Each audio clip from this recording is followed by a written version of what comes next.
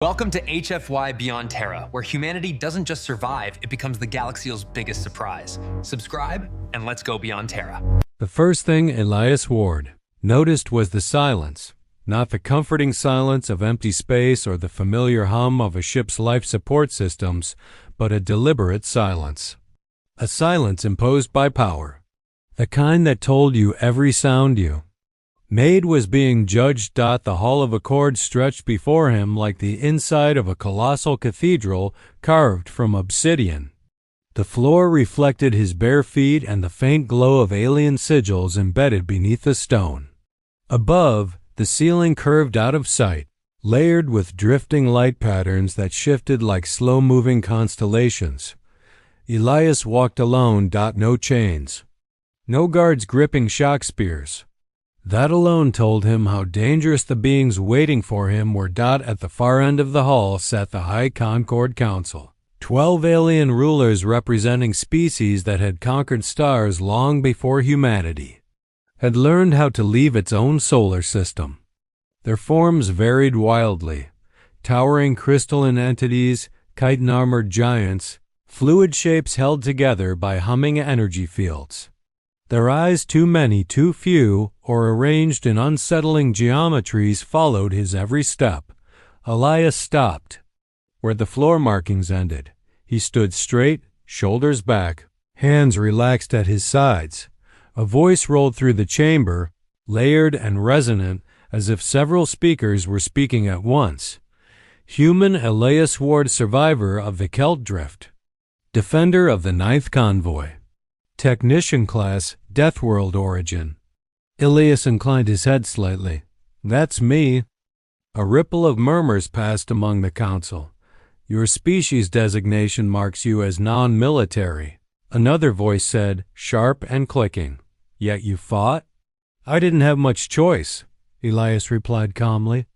Neither did the people behind me. Images flared into existence between them, holographic recordings pulled from damaged sensors and emergency drones, pirate vessels erupting from hyperspace. Alien escorts shattered in seconds. A human cargo technician in a battered suit dragging himself through smoke-filled corridors to reach a failing shield node. Elias watched himself bleed in vacuum, sealing ruptures with trembling hands while warning klaxons screamed.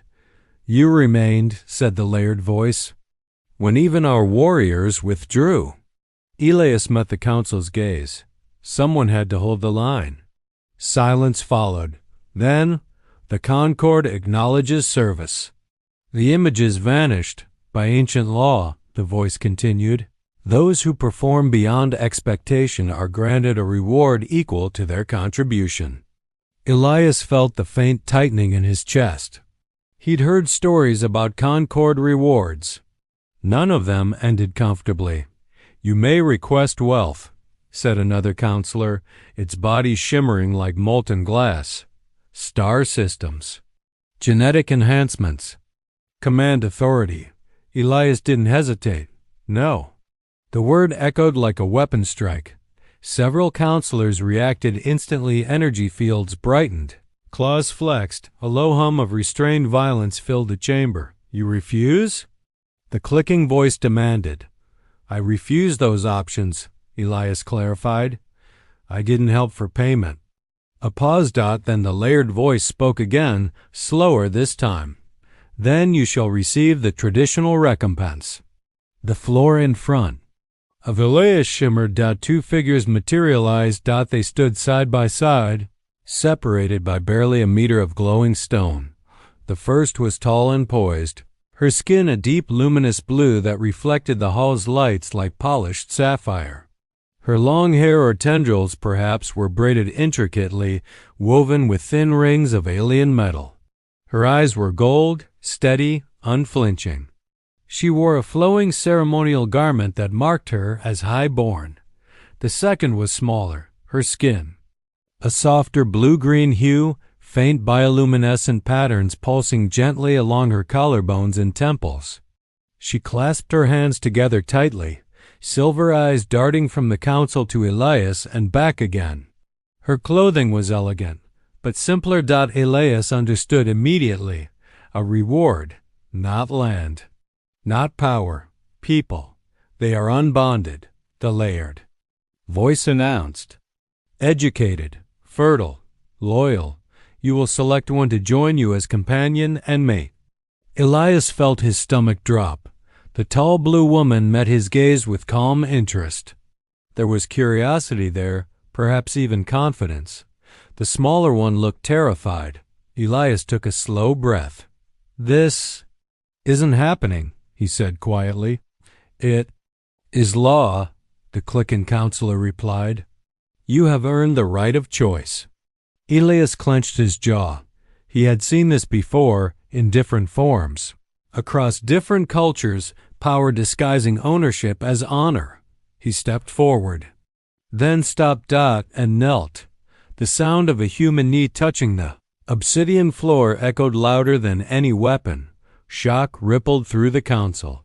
"I won't choose," Elias said. The layered voice thundered.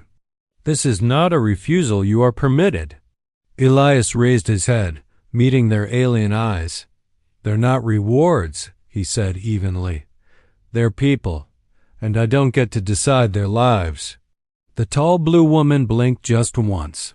The smaller one inhaled sharply, as if she'd forgotten how to breathe. "You insult our customs," one counselor hissed. "Then maybe your customs need insulting," Elias replied, his voice calm but unyielding. Energy surged. Guards shifted. Then the tall woman spoke. "My name is Sarati," she said, her voice melodic and controlled. "Of House Kell," she took a step forward. "I volunteered. I believed a human capable of defying pirates might be worthy." Her golden eyes searched his face. "But I was not told refusal was an option." The smaller woman hesitated, then spoke softly. "I am Lyrian," she whispered. "I was chosen because compliance was expected." Elias's chest tightened. He stood and faced the council. "You saved me," the layered voice said. "You saved thousands. You deny our gift?" "I deny ownership," Elias said. "Not connection. Not respect." Silence stretched, heavy and charged. Finally, the largest counselor rose. "Your species is illogical," it said slowly. "You reject dominance. You refuse advantage. Yet you face us without fear." Its many eyes fixed on him. "This is why Deathworlders endure." The counselor raised a limb. "The law is amended. Invisible energy bands around Sarati and Lyrian faded. They will choose," the council declared. "Not be chosen." Lyrian gasped softly.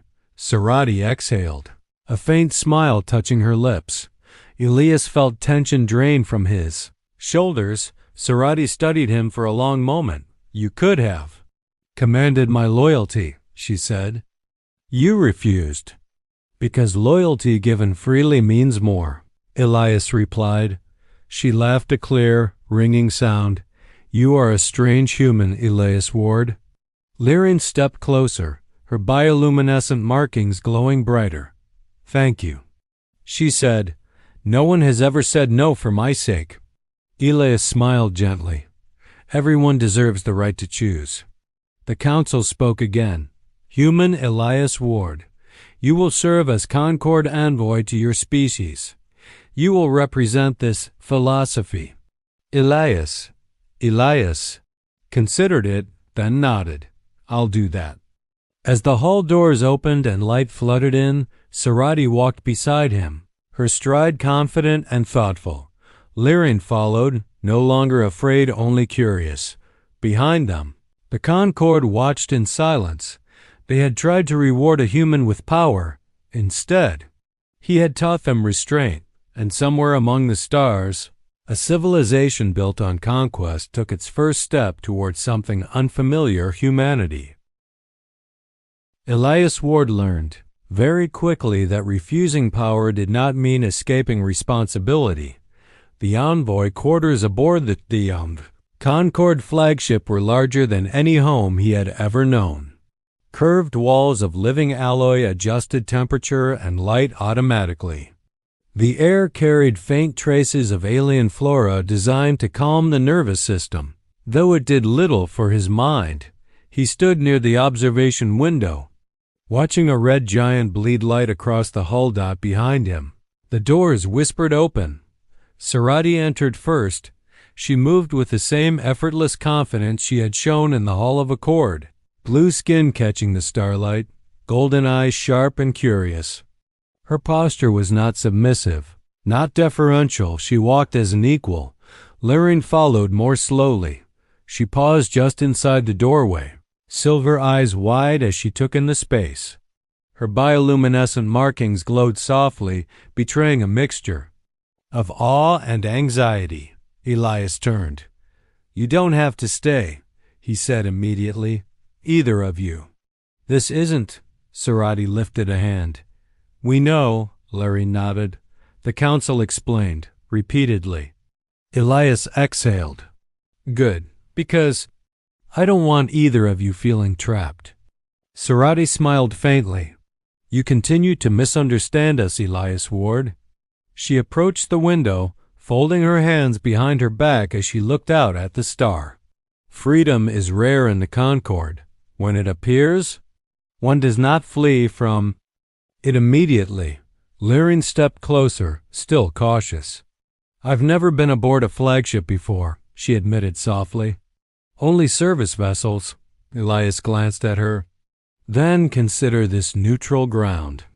No expectations." Lyrian's shoulders relaxed just a little. That night, Elias slept poorly, not because of fear, but because of what came next.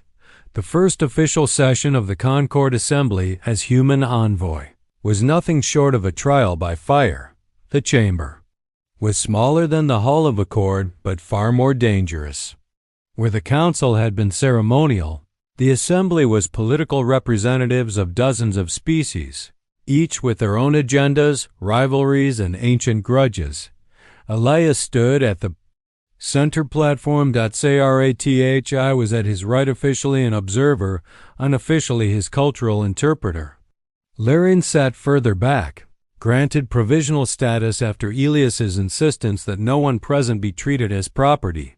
The murmurs began immediately. "A Death Worlder?" "He refused bonded compensation." "Is this a trick?" "Humans manipulate through weakness." Elias waited. He had learned patience the hard way. Finally, a tall insectoid delegate spoke, mandibles clicking sharply.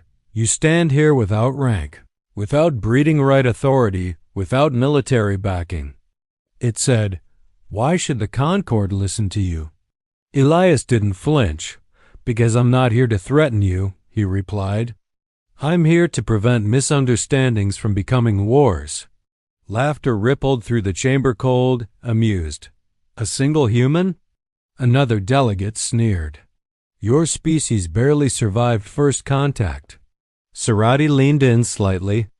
"Elias," she murmured, "they expect dominance, or fear." He nodded once, then he spoke louder. "You're right," Elias said. "Humans are young. We're smaller, slower, fragile." Several delegates tilted their heads, intrigued. "But we come from a world that tries to kill us every day," he continued.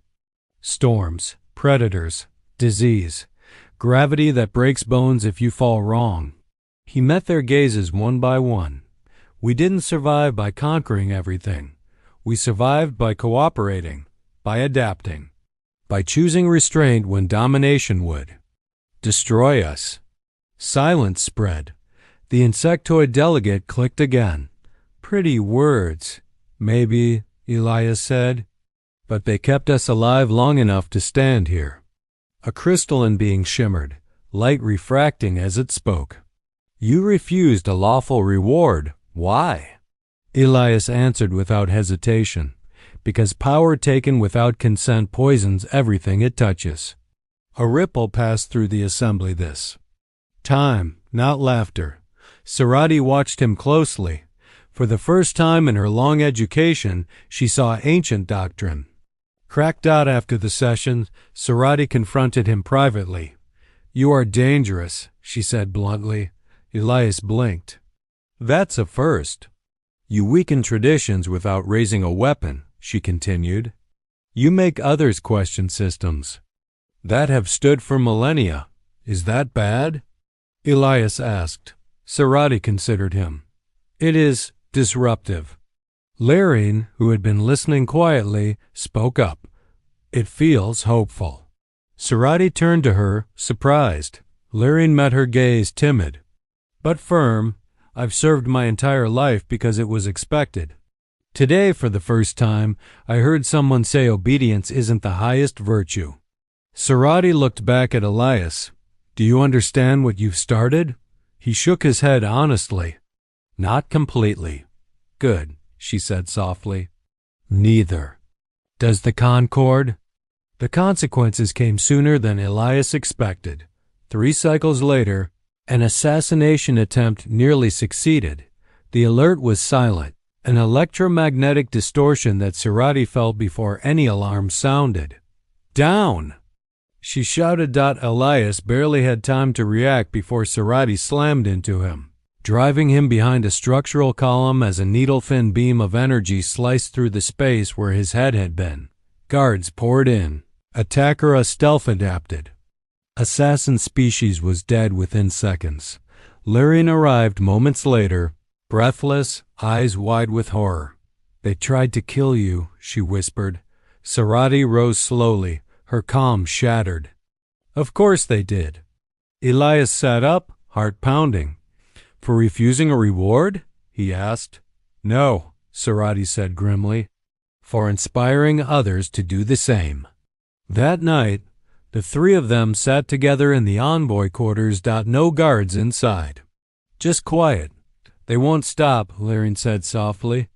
"The Concord does not tolerate destabilization."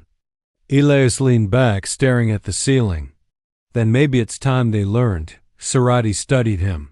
"You could still leave. Return to Earth. Claim diplomatic immunity." Elias shook his head.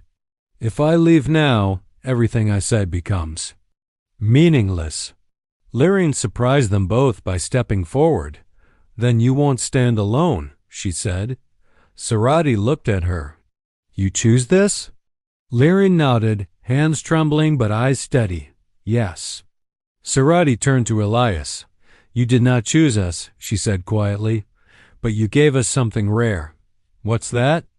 Elias asked. "A future not written." "By others," Sarati replied. She straightened. "Very well, human envoy, if the Concord fears change. Then let us teach them how dangerous stagnation truly is." Outside the viewport, the red giant flared brighter, and far across the galaxy, whispers spread about a human who refused ownership, about 2 alien women who chose their own path, and about a Concord that was beginning to realize humanity was not weak. It was contagious.